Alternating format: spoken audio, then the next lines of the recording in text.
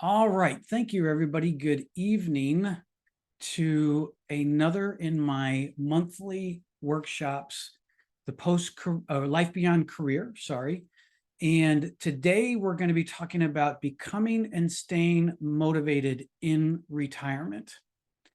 And I've just let Dina in. So as we get going here, this motivation is a key element and a key challenge relating to retirement, in that many people, when they hit a post-career life, have challenge staying positively motivated.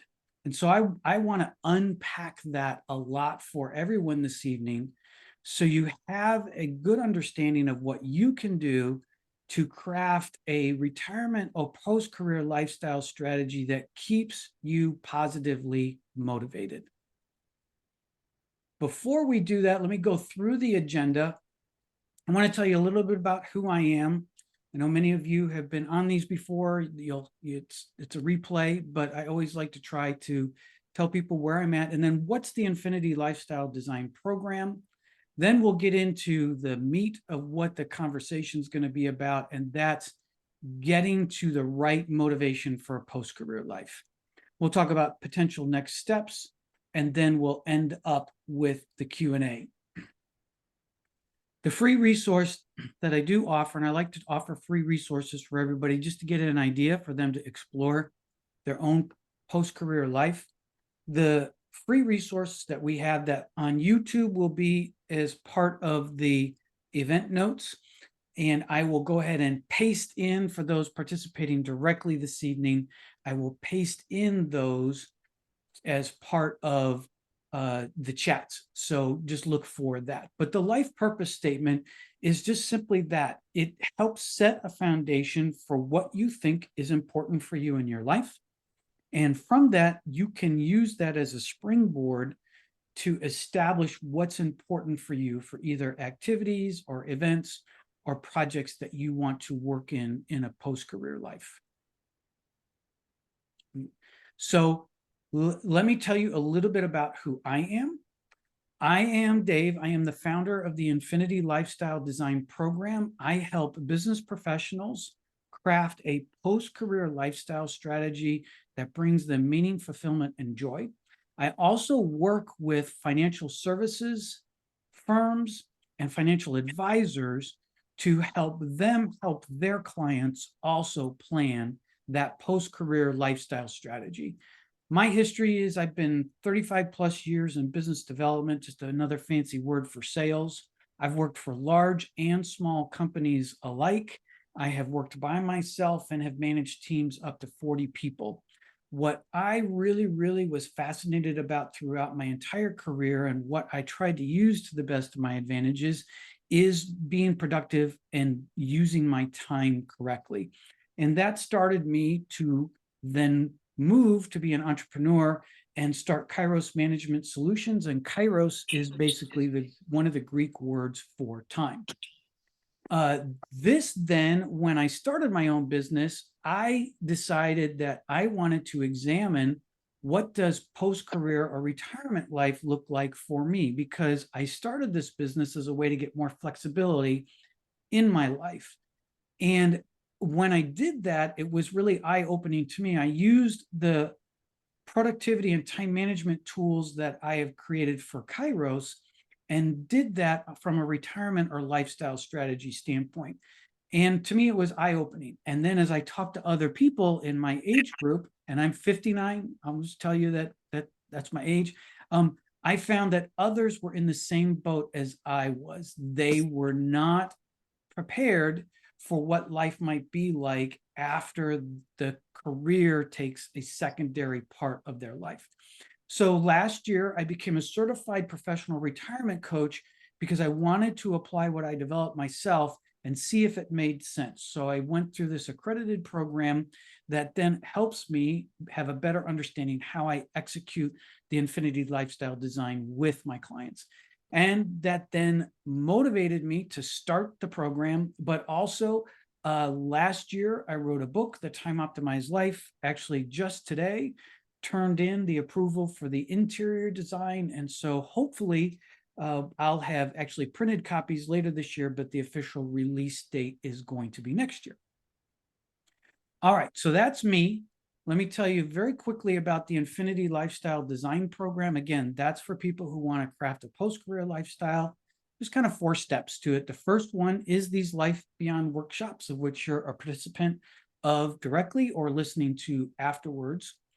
Then from there, if you're interested, we do what's a 1-hour consultation where I work with either you individually, or if you're in a relationship, I work with your spouse or your partner, and we craft out an outline of what a lifestyle strategy is going to be like. And then steps 3 and 4 are, if you want to go deeper, there's a 13-week and a 25-week program. These are the exact 2, they cover the same content.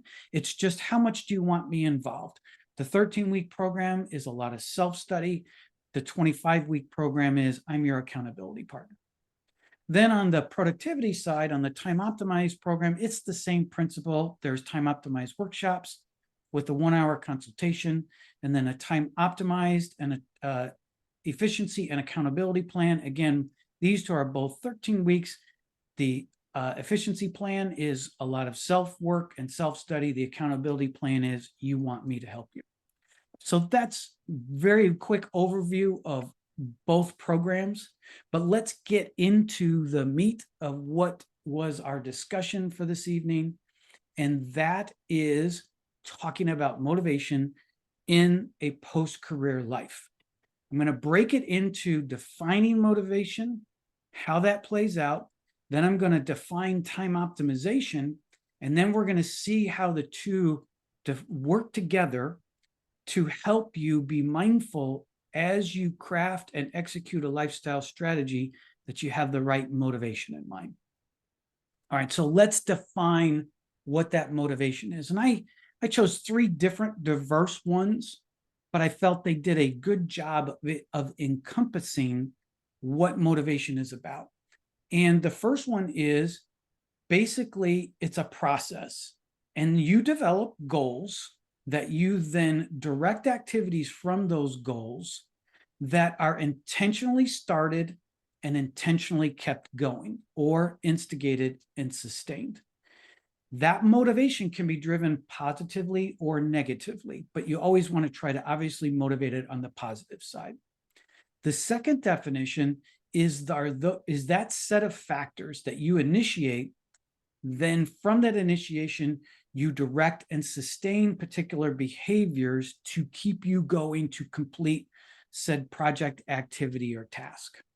And then finally, the third definition I have related to that is a readiness to engage in a particular behavior, task, or project that you want to do.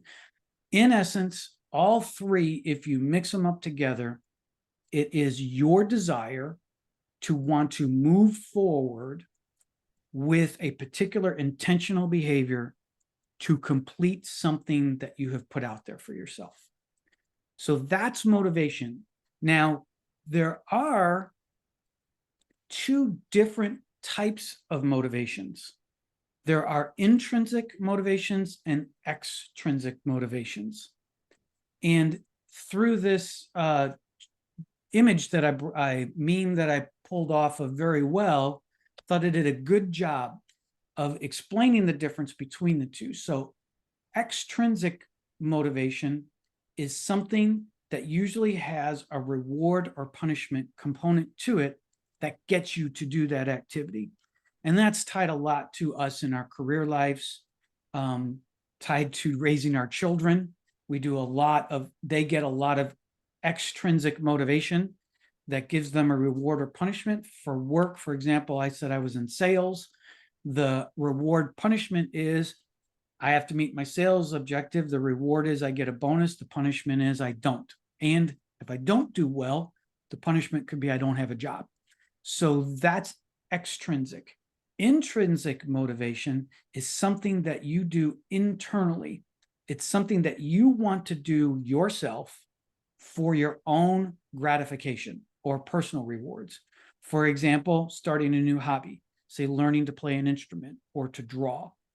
something that you're motivated to do simply out of a sure sense of self. And I don't mean self selfishly, I mean self, that it is something that brings you joy and contentment in what you do. There is not a right or wrong way on motivation. We obviously sometimes need to be motivated extrinsically from factors outside and reward or punish either ourselves or get rewarded or punished.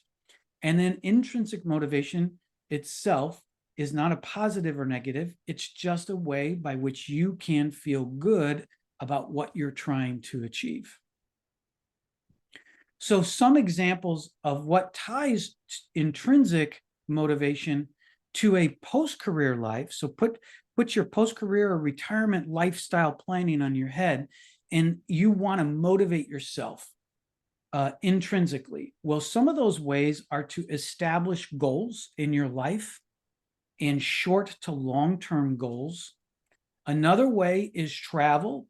Travel is a very intrinsic way by people, through the new experiences that they get to have, that becomes very self-satisfying. So travel is a big intrinsic aspect of post-career life. Hobbies is another one, taking up a new hobby, re-engaging in an existing hobby, going back to one you've stopped before. That can provide a lot of personal satisfaction. Work can be an intrinsic element of a post-career life because many people derive purpose from working, and many people like to have work as a part of their post-career life because it brings them some sense of joy, purpose, and fulfillment. So that's okay. I would ask that you try to keep that focused on an intrinsic view, because work can also be an extrinsic motivation. Education is another thing that is very intrinsic. It might bring you exterior benefits, but could be very, very satisfying for you as an individual or couple. And then volunteering is another great intrinsic aspect that will motivate you as you serve to help others. I have always found that when I volunteered for something, I think I get more out of it than the people I'm either there to serve or to volunteer for. Another important intrinsic element is social connections that you have, because when you go into a post-career life, your social network shrinks, particularly if you're heavy in a career. And so establishing solid social connections can be a great motivator for you in a post-career life. And then finally, spiritual or spirituality, religion, however you approach that from your end, that can be very satisfying from a intrinsic motivational standpoint, because even though it's inside, it is focusing on something greater than yourself, which can bring good personal satisfaction and contentment. So those are some of the examples of intrinsic motivation topics in a post-career life. Now, to get a little clinical here, intrinsically motivated people are more likely to be persistent in what they want to do. They're going to be more engaged in their activities, personal pursuits, or work. Intrinsic people are also more likely to achieve those goals that they set for themselves. So this is why I really like the idea of you being mindful of intrinsic motivation in post-career life, because to achieve some of the goals you might want to go for could take years. And so you're going to need to have that persistence in your thinking. Now, switching to some extrinsic behaviors, remember, this is the reward and punishment aspect tied to life. You'll see there's some repeats of intrinsic. It depends on your approach. So goal planning, if you plan goals for yourself, there could be an element, if you want to motivate yourself, between a reward and punishment aspect. And I don't know what that could be specifically. That's something I don't know how you want to punish yourself if you don't meet a goal, but it might impact some of the things you want to accomplish in your life. So you may want to set up rewards and punishments around that. Longevity can also be an extrinsic motivation. And what do I mean by that? Is that when you look at and establish how long you think you're going to live, you might have to have certain activities that you participate in that will encourage a more longer lifestyle. If you don't, that's your reward. The negativity, and not to be a downer on this, is that if you don't do those things, the punishment is you might not live as long. You might die sooner than what you want or plan. Now, none of us can control longevity in our lives completely, but we can take steps to increase our longevity statistically, not knowing that events could happen at a moment's notice to change that. And personal care comes right alongside that.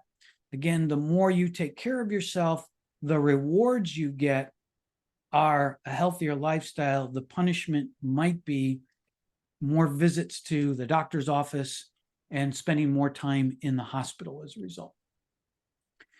Work, again, from an extrinsic standpoint, as I mentioned on the intrinsic, was the fact that work might have to be a reward punishment for you because you don't have the resources you totally want in order to be able to get to live a life that you want. So the reward for work could be more flexibility to do personal goals and pursuits that you want.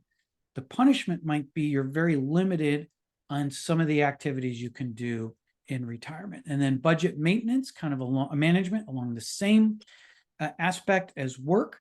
If you don't maintain a good budget, the punishment might be you're really limited on the activities you can do. If you manage a budget well, that could add opportunities for you to do things in your life, the punishment reward aspect. And then finally, I put residence down there because residences, 20% of us in post-career life are not going to be able to stay in the current residence that we're in today. We're going to have to shift probably to something different. And so the reward for good planning extrinsically is that you have the flexibility and are proactively able to move to a place on your timeline. The punishment might be someone's doing that for you against your will or against your wishes. So those are the extrinsic aspects. Again, the clinical definition. Extrinsically, people, they're more likely to give up, particularly if the rewards they are seeking don't come quickly, or they just don't enjoy what they do. So it's a challenge, and you have to be mindful how you want to set your motivation up. But I would recommend that as much as you can, you define your post-career life around motivational aspects that are tied to what makes you feel good, what gives you a sense of satisfaction, and not tied to rewarding or punishing yourself depending on behavior. So something to be mindful of there. All right, I'm going to come back to this, but I want to shift gears and kind of talk about time optimization because I need to bring this into context to tie it back to how you practice the right kind of motivation in a post-career life. This comes directly from my book, and I define time management as the right preparation along with the right execution to control your productivity.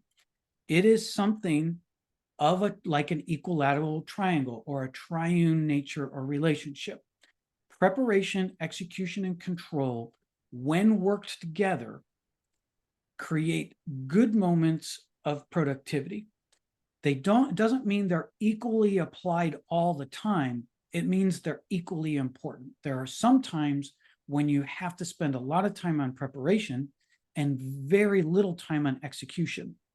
And there are times when doing control very quickly helps you get done with what you're doing quickly. So reminder there that there's an equal relationship between the two, but some are used more, sometimes more than others. So that's time management. Time Optimized time management or time optimization is when you add a continuous approach to it.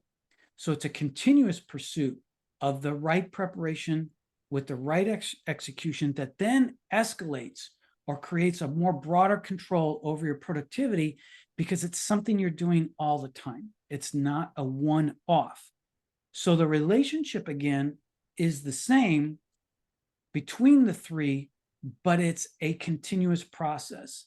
And you flow back and forth between them, sometimes very quickly, in order to have a sense to continuously improve or get done with your task or program. It's a proactive approach to managing your time versus a reactive approach of one-off or trying to say, how do I solve this problem? So that's the difference between the two. Now, this is where time optimized preparation is where you tap into your previous knowledge or experience. You take that, apply it to the present, and then that helps you get done what you need to do in the future. And that preparation never ends. So you move from one thing to another. And then as you do that, your mind shifts to now prepare to the next thing.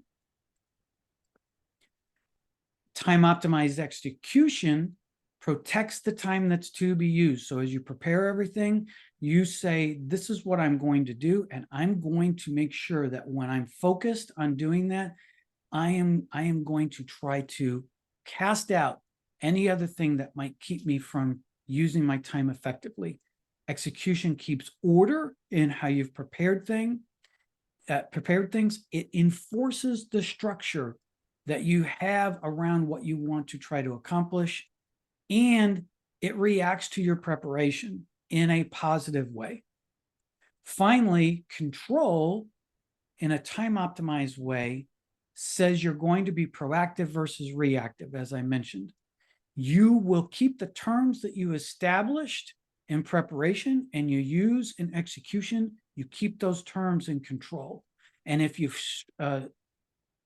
are taken off your path, you're not able to do what you want to do, you use control to get you back on track for what you've prepared for and how you execute. And under control, you take ownership of your time.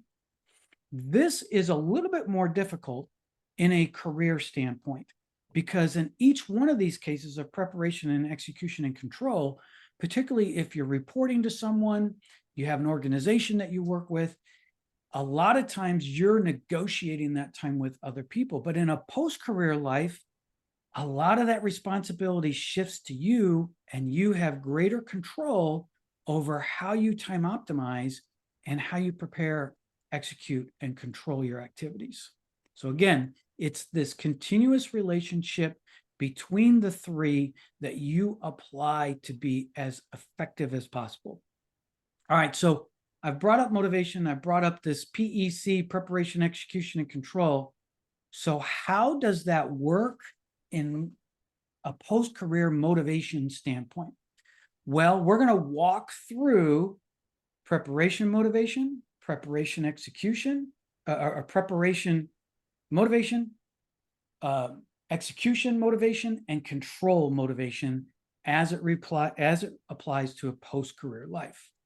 So let's start with, again, post-career preparation. To have the right motivation, as I mentioned earlier, you need to set clear goals. That starts with a life purpose statement that goes to bucket or vision list items. These are aspirational goals. Think outside the box, crazy things that you might never think you would accomplish. Put it down, do the list. You don't put any details around it. You just list that out. Then you go to long-term goals, which are 2 to 4 years. That typically is where you take a bucket list item and you start to plan against that and say, I'm going to go ahead and address this and work on this particular goal that I want to have for myself. Then annual goals take that long-term goal and typically put it within a calendar year. And it says, I'm making this happen this year, and here's all the details around it. And then finally, short-term goals are 3 to 6 month goals that typically are ad hoc or late-breaking items that you weave into your schedule to go ahead and complete. So setting clear goals will give you that right intrinsic motivation throughout a post-career life as you prepare for the life you want to live. The second element in having the right motivation in preparation is find a supportive community. Again, to repeat, when you go into a post-career life and you leave a career, your social network shrinks. So finding a supportive community can be obviously very close to home. If you have a spouse, significant other, you start there. Your family can be a great supportive community. Your friends can be, your neighbors, on out. But it's an intentional aspect of setting a strategy so that you have people in your life who you can support without asking for anything in return, but the net benefit is they bring value back to your life. And so if you do that and prepare for that, you will be positively motivated headed into a post-career life. The other element to talk about is then taking care of yourself. And so from a preparation standpoint, in as much as you can get on a formal personal care regimen, working with a doctor or a qualified professional, the more you set yourself up to have a longer life, a longer quality of life. And so if you prepare yourself to be physically, mentally, and spiritually ready for a post-career life, you're positively motivated to enter that post-career life as a result. So to summarize, when you set clear goals and you have a supportive community and you focus on your personal care, all three of these I feel are intrinsic and intrinsically based motivation aspects. You are then, I feel, very prepared to enter into a post-career life ready to go, ready to embrace it, ready to go, probably with so many different things. You have to prioritize what you want to do. So that is preparation as it relates to motivation and post-career. Now, what's the execution of your motivation when you're in post-career? Well, let's talk about that. The first thing is, do not be afraid to fail or to change what you've prepared, because you're going to fail at something and you're going to need to change something. I'm not even fully in a post-career life, and I've already failed at a couple things, and my wife and I have already changed a bunch of stuff. Because as we learn and grow more, that's fine. Hasn't affected our motivation at all. As a matter of fact, that clarity helps us embrace an even more positive motivation as a result. So don't be afraid to fail or change what you're doing. The second part of executing is to understand it's not going to be perfect. I don't know of any business strategy I've put together, whether I've worked for myself or for other companies, that has always been executed exactly the way that was planned. As a matter of fact, many times it's changed a lot. That's the same thing that has to be. So in order to maintain the right frame and motivation while you execute your post-career life, understand it's not going to be perfect, and that's okay. It's how you adapt to that that's going to be how it's going to set the stage for how you future execute against that. Then finally, the other area is talking about adjusting any realistic expectations. I've used this example before. I have put hiking the Grand Canyon twice on my annual goal list, and twice I've taken it off because I really set unrealistic expectations. I hadn't done enough long-term planning before I shifted it to an annual goal. Now, doesn't mean that I'm unmotivated to not want to walk the rim to rim of the Grand Canyon.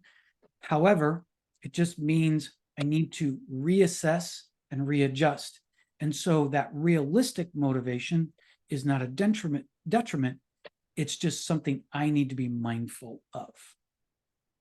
All right. So when you look at this and summarize, I would just say when it comes to executing your motivation or your plan, don't turn intrinsic motivation into extrinsic motivation, meaning don't take something that you want to do as a self-fulfilling thing and add qualifiers on it where you punish yourself if you don't do it. Because I think at that point, that can lead to some bad behaviors within retirement where you either give up or adjust your life that doesn't provide you with maximum benefit to what you want to do. So just be mindful of that. All right. And then the third element is control and controlling your motivation in a post-career life. The first one is as you try to control what you're doing and to keep the right motivation. I talked about flexibility. I talked about not trying to beat yourself up as it relates to the execution. In the control, try to keep yourself motivated to keep the deadlines. The deadlines can shift and change, and that's okay. What you want to do, though, is not beat yourself up, but you do want to say, listen, this is important to me. I've set the annual goal. I want to try to meet that annual goal. And if you can't, that's okay. It's all right. So try to keep the deadlines because that helps keep structure to what you've prepared and created. The other thing to do is not to compare to others. This is really, really important because I live in a 55 plus community. I see people of all different ages. I'm still on the young end of what happens, of the average age in my community. But what I see is there are people in their 80s who are much more active, have a much more active lifestyle than I do with some people in their 60s. There's a lot of things that can impact that. It can be your general health. It can be the resources that you have available to you. So the important thing is to stay motivated is don't compare yourself to others, because then you can get into a reward punishment mindset where you're like, if I don't do as well as the Joneses do, I'm a failure. So you develop your post-career lifestyle plan. It's yours. If you have your spouse or significant other, you do it together. So you have your own, but then you have your shared goals, and don't worry about what anybody else is doing because you're achieving your goals and your purpose when you do that. And then keep a positive mindset.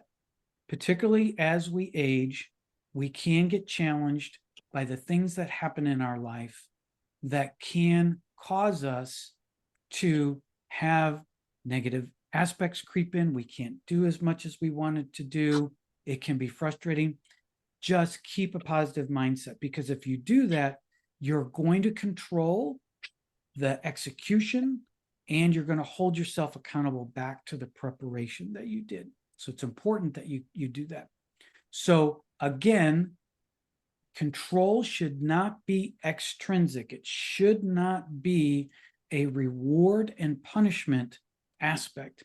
You can be, it's your plan, but I really recommend you keep it intrinsic, that you're controlling what's going on, and your motivation to control is because it provides you with a sense of self-satisfaction and accomplishments to the goals and activities you have decided you wanted to do for yourself. All right, so what are the key takeaways from this presentation? First of all, you want to plan with intrinsic motivation. And I'm going to repeat myself, but again, extrinsic motivation is external. It's where you are motivated by a reward or a punishment.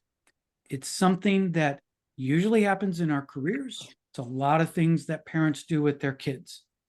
You can set up for yourself extrinsic motivation standards for your post-career life, but I really ask you to focus on the intrinsic, because you want to be motivated by things that provide you with that sense of self-satisfaction and accomplishment, not by a reward or punishment.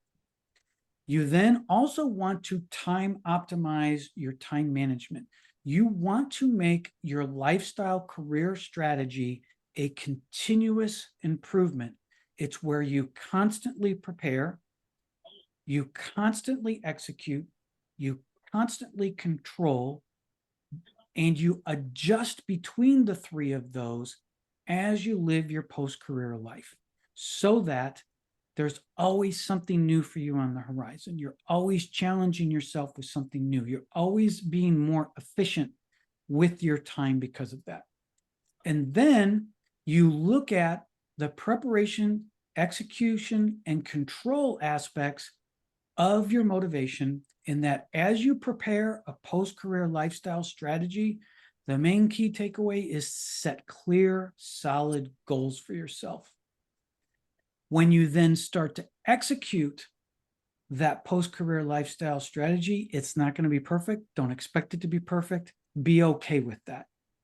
And then as you control the aspects of your post-career lifestyle strategy, always try to maintain a positive mindset. And it's okay if you begin to execute your post-career lifestyle strategy and say, I got to go back and prepare some more. Fine, go back and prepare.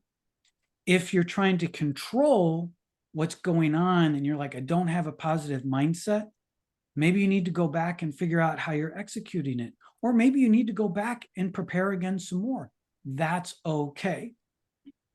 As you prepare, you might say, I don't know how I'm going to control this later on. So you need to think about that. So all three of them work together to optimize your post-career lifestyle strategy. So really, really important that you be mindful of that. All right, so let me talk about next steps.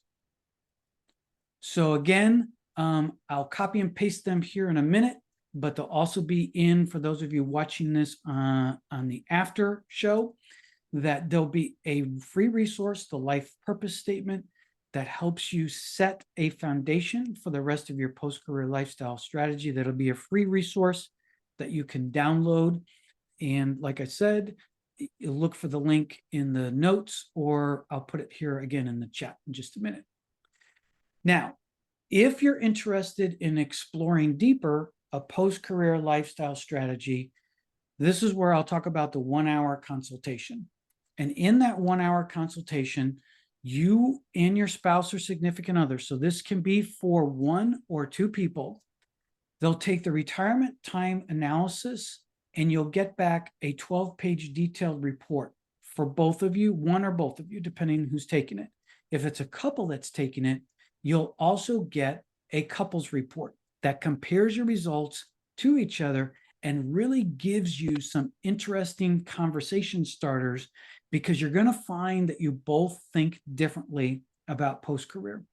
And then the last thing you'll get is the questionnaire, the companion piece that goes with it. So as you work through either one of the assessments, you can record down your thoughts. You can challenge if you didn't think something, how the report generated for you, you disagree with. It allows you to make notations there. So when you get all 3, then I ask that you prepare. Look, that word preparation comes up again, by reviewing the reports and doing the questionnaire. Then what happens is we come back and we meet about a week later. So I give you a week to do this. I also need that time to prepare reviewing the results of your assessments as well. And we walk through the individuals and couples reports, as well as the outline questionnaire and how it ties back to your assessments. And then I provide you what I think are at least 3 key areas for you to focus on when you generate your post-career lifestyle plan. This is all for $97. You get the 2 RTA reports, the 1 CRTA report, or is the couples reports. You can get up to 2 questionnaires and the 1-hour consultation. That's all for only $97. So what I'm going to do afterwards, or if you're looking at this after the event, is in the notes, or you'll be receiving an email from me. I will put the link for the 1-hour consultation in there.